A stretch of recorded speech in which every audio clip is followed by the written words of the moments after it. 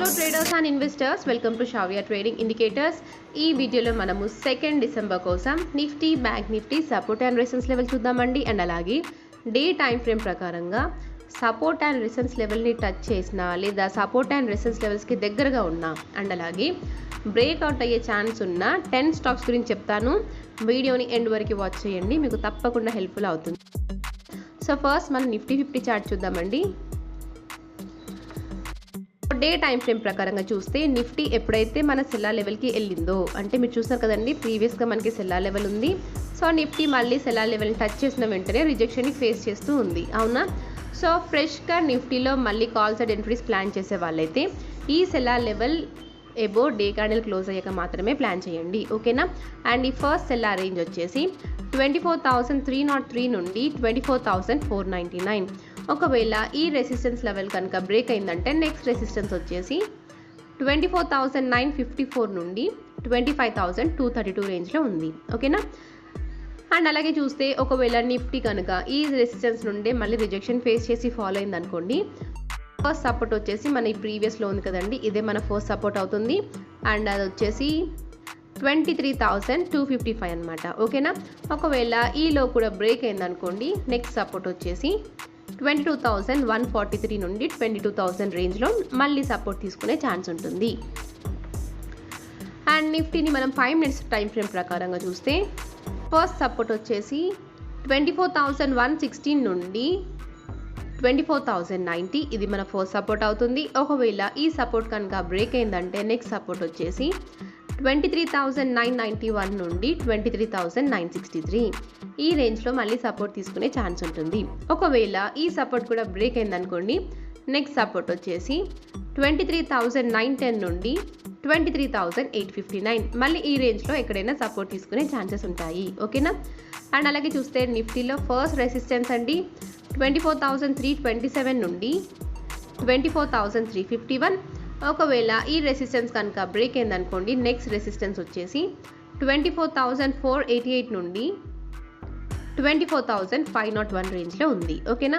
ఒకవేళ ఈ లెవెల్ కూడా బ్రేక్ అయిందంటే నెక్స్ట్ మళ్ళీ 24,600 వరకు వెళ్ళే ఛాన్స్ ఉంటుంది. అండ్ నెక్స్ట్ వన్ వచ్చేసి బ్యాంక్ నిఫ్టీ.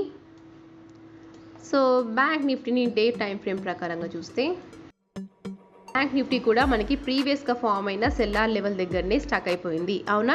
ఈ సెల్లార్ లెవెల్ ఎబో ఒకవేళ డే క్యాండిల్ కనుక క్లోజ్ అయిందంటే మళ్ళీ మనము ఫ్రెష్గా కాల్స్ అండ్ ఎంట్రీస్ని ప్లాన్ చేసుకోవచ్చు. అండ్ ఈ సెల్లార్ రేంజ్ వచ్చేసి 52,181 నుండి 52,487. So 52,487 level above day candle close అయిందంటే మీరు మళ్ళీ కాల్స్ అండ్ ఎంట్రీస్ని ప్లాన్ చేయొచ్చండి. అండ్ ఒకవేళ ఇదే రెసిస్టెన్స్ నుండి రిజెక్షన్ని ఫేస్ చేసింది అనుకోండి, నెక్స్ట్ సపోర్ట్ వచ్చేసి 49,670 నుండి 48,910, ఈ రేంజ్లో ఉందండి, ఓకేనా? అండ్ బ్యాంక్ నిఫ్టీని 5 మినిట్స్ ప్రకారంగా చూస్తే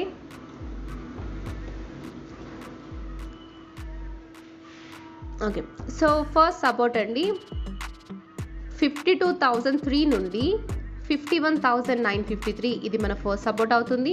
ఒకవేళ ఈ సపోర్ట్ కనుక బ్రేక్ అయిందంటే నెక్స్ట్ సపోర్ట్ వచ్చేసి 51,144 నుండి 51,045, ఇది మన సెకండ్ సపోర్ట్ అవుతుంది, ఓకేనా? అండ్ అలాగే చూస్తే మన ఫస్ట్ రెసిస్టెన్స్ అండి 52,092 నుండి 52,279. ఒకవేళ ఈ రెసిస్టెన్స్ కనుక బ్రేక్ అయిందంటే నెక్స్ట్ రెసిస్టెన్స్ వచ్చేసి 52,697 నుండి 52,765 రేంజ్లో ఉంది, ఓకేనా? ఒకవేళ ఈ లెవెల్ కూడా బ్రేక్ అయిందంటే నెక్స్ట్ మళ్ళీ 53,000 వరకు వెళ్ళే ఛాన్సెస్ ఉంటాయి, ఓకేనా? అండ్ నేను సెలెక్ట్ చేసిన 10 స్టాక్స్లో ఫస్ట్ స్టాక్ వచ్చేసి లారస్ ల్యాబ్స్ అండి. సో లారస్ ల్యాబ్ కంటిన్యూస్గా బులిష్గానే ఉంది చాలా డేస్ నుండి, అవునా? సో మనకైతే కంటిన్యూస్గా బయర్స్ యాడ్ అవుతూనే ఉన్నారు, లారస్ ల్యాబ్ అప్ సైడ్ వెళ్తూనే ఉంది. సో ప్రస్తుతానికి అయితే లారస్ ల్యాబ్ సెల్లార్ రేంజ్లో ఉందండి, ఓకేనా? సెల్లార్ లెవెల్ని టచ్ చేసింది. అండ్ ఆ రేంజ్ వచ్చేసి 569.75 నుండి 581.50. ఒకవేళ లారస్ ల్యాబ్ కనుక ఈ resistance level above day candle close అయింది అనుకోండి, నెక్స్ట్ మళ్ళీ 604.9 నుండి 622.10, ఈ లెవెల్ వరకు వెళ్ళే ఛాన్స్ ఉంటుంది, ఓకేనా? అండ్ ఒకవేళ ఈ సెల్లార్ లెవెల్ ఉండే రిజెక్షన్ ఫేస్ చేసింది అనుకోండి, సపోర్ట్ వచ్చేసి 489.65 నుండి 475.50 మళ్ళీ ఈ రేంజ్ వరకు వెళ్ళే ఛాన్సెస్ ఉంటాయి. ఓకేనా, సో దీన్ని అకార్డింగ్గా మీరు ట్రేడ్ ప్లాన్ చేసుకోవచ్చు. అండ్ నెక్స్ట్ స్టాక్ వచ్చేసి పేటిఎం అండి. సో పేటిఎం స్టాక్ కూడా చూడండి కంటిన్యూస్గా అప్ సైడ్ వెళ్తూనే ఉంది. అవునా, సో ప్రస్తుతానికైతే పేటిఎం స్టాక్ వచ్చేసి సెల్లార్ లెవెల్లో ఉందండి. మీరు చూడొచ్చు ఇక్కడ. సో 4 days నుండి పేటిఎం మన రెసిస్టెన్స్ లెవెల్ దగ్గర స్టక్ అయిపోయింది. అండ్ ఆ రెసిస్టెన్స్ జోన్ వచ్చేసి 911.40 నుండి 927.65. ఒకవేళ పేటిఎంలో డే క్యాండిల్ కనుక 930 అబోవ్ క్లోజ్ అయిందంటే ఈ స్టాక్ ఇంకా హయ్యర్ సైడ్ వెళ్ళే ఛాన్సెస్ ఉంటాయి. ఓకేనా, ఒకవేళ ఈ రెసిస్టెన్స్ లెవెల్ ఉన్న రిజెక్షన్ని ఫేస్ చేసింది అనుకోండి, ఫస్ట్ సపోర్ట్ వచ్చేసి 795.05 నుండి 714.95 మళ్ళీ ఈ రేంజ్లో సపోర్ట్ తీసుకునే ఛాన్సెస్ ఉన్నాయి. ఓకేనా, అండ్ నెక్స్ట్ స్టాక్ వచ్చేసి దివీస్ ల్యాబొరేటరీస్. సో ఈ స్టాక్ కూడా చూడండి కంటిన్యూస్గా బుల్లిష్గానే ఉంది, అప్ సైడ్ వెళ్తూనే ఉంది. అవునా, సో ఈ స్టాక్ని గమనిస్తే చాలా డేస్ నుండి సైడ్ వేస్గా ఉండిపోయిందండి. సో మీరు చూడొచ్చు ఇక్కడ 9th October అంటే కంప్లీట్గా అక్టోబర్ మంత్, నవంబర్ మంత్ ఒకే రేంజ్లో కన్సాలిడేట్ అయిపోయింది. అవునా, సైడ్ వేస్గా ఉంది. సో మనం ఈ రీసెంట్ స్వింగ్స్ ఇలా మార్క్ చేసామనుకోండి, మీరు చూడొచ్చు ఇక్కడ కంటిన్యూస్గా ఒక బాక్స్ ప్యాటర్న్లో కన్సాలిడేట్ అవుతూ ఉంది. ఒకవేళ దివీస్ ల్యాబొరేటరీస్ కనుక ఈ బాక్స్ ప్యాటర్న్ బ్రేక్అవుట్ అయింది అనుకోండి, కాల్ సైడ్ ఎంట్రీస్ ప్లాన్ చేయండి. లేదా ఈ బాక్స్ ప్యాటర్న్ బ్రేక్ డౌన్ అయిందంటే మీరు సెల్ సైడ్ ఎంట్రీస్ని ప్లాన్ చేయొచ్చు.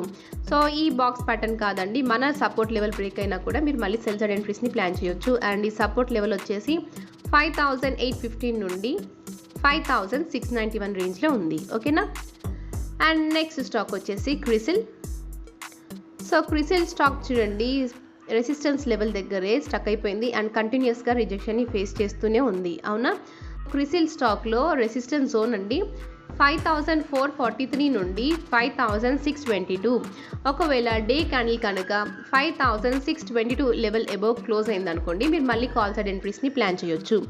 లేదండి ఒకవేళ ఈ సెల్లార్ లెవెల్ ఉండే రిజెక్షన్ ఫేస్ చేసింది అనుకోండి, నెక్స్ట్ సపోర్ట్ వచ్చేసి 4769 నుండి 4670 రేంజ్లో ఉంది. ఓకేనా, అండ్ నెక్స్ట్ స్టాక్ వచ్చేసి బిఎస్సి. సో బిఎస్సి స్టాక్ కూడా చూడండి కంటిన్యూస్గా అప్ సైడ్ వెళ్తూనే ఉంది. అవునా, సో ప్రస్తుతానికి బిఎస్సి స్టాక్ వచ్చేసి సెల్లార్ లెవెల్లో ఉంది అండి. అండ్ అలాగే సో చాలా డేస్ నుండి కన్సాలిడేషన్ ఫేస్లో కూడా ఉంది.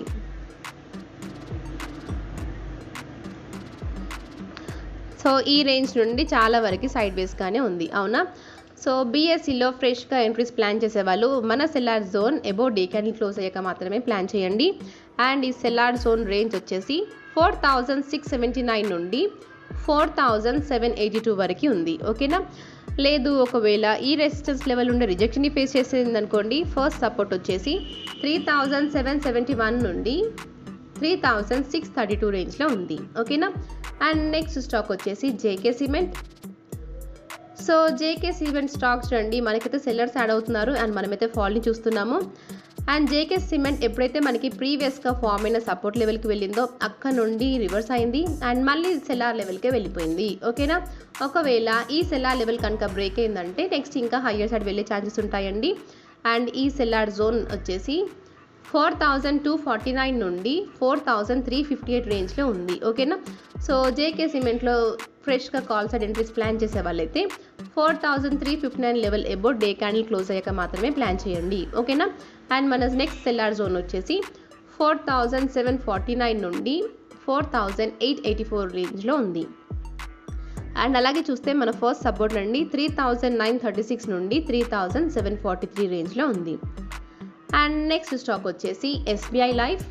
ఎస్బీఐ లైఫ్ స్టాక్ కూడా చూడండి చాలా డేస్ నుండి ట్రెండ్ అనేది నెగిటివ్గా ఉంది. అవునా, కాకపోతే ఎస్బీఐ లైఫ్ అండి ప్రస్తుతానికైతే సపోర్ట్ లెవెల్లో ఉన్నాము అండ్ ఆ రేంజ్ వచ్చేసి 1420 నుండి 1372.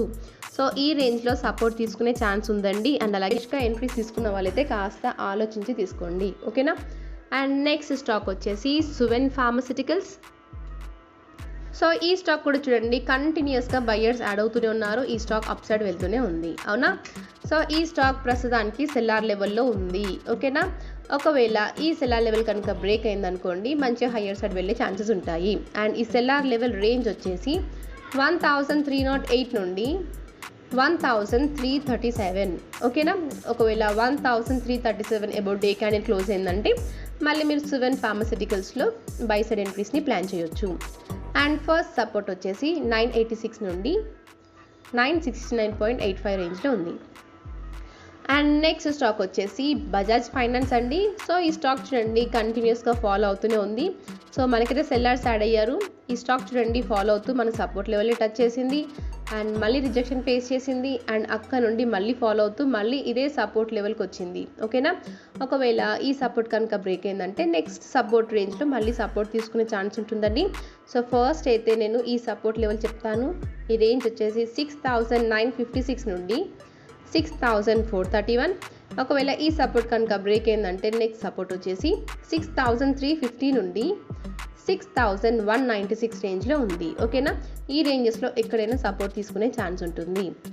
అండ్ నెక్స్ట్ వన్ వచ్చేసి డిక్సన్ స్టాక్ చూడండి 2 years బ్యాక్ ఈ స్టాక్ ప్రైస్ వచ్చేసి 2,500 రేంజ్లో ఉందండి. సో మీరు చూడొచ్చు ఇక్కడ 30th Jan 2023లో డిక్సన్ స్టాక్ ప్రైస్ వచ్చేసి 2,553 దానిలో అండి. ఓకేనా, అండ్ ఇప్పుడు డిక్సన్ ప్రైస్ వచ్చేసి 15,807 కరెంట్ ప్రైస్ అండి, స్పాట్ ప్రైస్. అండ్ దీని హై వచ్చేసి 15,987. సో ఈ 2 yearsలో చాలా టైమ్స్ మల్టిప్లై అయిపోయింది స్టాక్. అవునా, సో కాకపోతే ఏంటి అంటే డిక్సన్ చాలా డేస్ నుండి కన్సాలిడేట్ అవుతూ ఉందండి. మీరు చూడొచ్చు ఇక్కడ ఒకే రేంజ్లో October 25th నుండి ఒకే రేంజ్లో కన్సాలిడేట్ అవుతూ ఉంది. సో డిక్సన్లో ఫ్రెష్గా ఎంట్రీస్ ప్లాన్ చేసే వాళ్ళైతే సో మనకైతే సెల్లర్స్ ఎవరు ఇంకా యాడ్ అవ్వలేదండి. కాకపోతే ఈ లెవెల్ అంటే 16,000 అబోవ్ డే క్యాండిల్ క్లోజ్ అయ్యాక మాత్రమే ప్లాన్ చేయండి. ఓకేనా, ఒకవేళ ఇలా కన్సాలిడేట్ అవుతుంది కదండి ఈ ట్రెండ్ లైన్ బేస్ చేసుకొని, ఒకవేళ ఈ ట్రెండ్ లైన్ కనుక బ్రేక్ అయిందంటే మళ్ళీ ఈ సపోర్ట్ వరకు ఫాలో వచ్చే ఛాన్సెస్ ఉన్నాయి. ఓకేనా, అండ్ ఈ సపోర్ట్ రేంజ్ వచ్చేసి 13,786 నుండి 13,014 రేంజ్లో ఉంది. మళ్ళీ ఈ రేంజ్లో సపోర్ట్ తీసుకునే ఛాన్సెస్ ఉన్నాయి. ఓకేనా, సో ఇదండి మన Nifty bank Nifty support and resistance levels and అలాగే నేను సెలెక్ట్ చేసిన 10 stock. And thank you for watching.